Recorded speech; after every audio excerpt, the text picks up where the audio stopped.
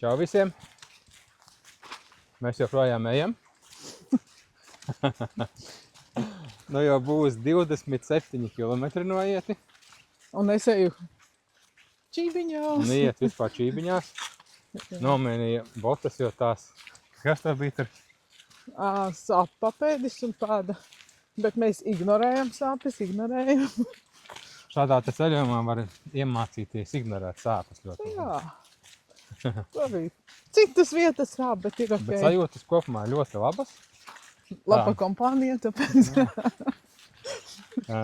Viņveidīgi atnāk kaut kādas sāpes tur potītājs un papēžos vēl kaut kur. Pēc tam pāriet un parādās.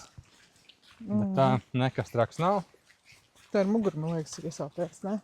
Tur vienu brīdi. Bet tā varētu iet un iet, man liekas, mūžīgi. Tā kā.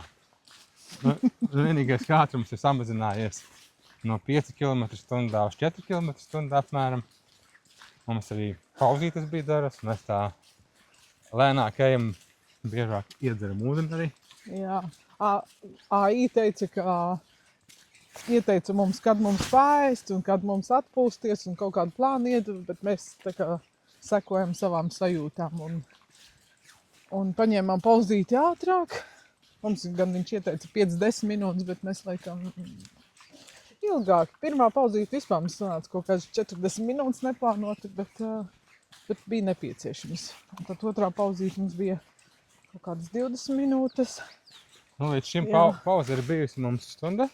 Nu jā, un kopumā. Mēs ejam kopumā tagad bez tās pauzes skatoties 5 stundas 45 minūtes. Jā. Tā. Nu, kopumā Un sanāk. vēl ir ko iet. Jā. Domājam, ka nāks daudz idejas. Apskaidrība.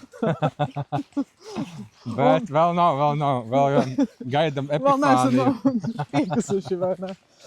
Jā, tā kā, nu jāiet tālāk.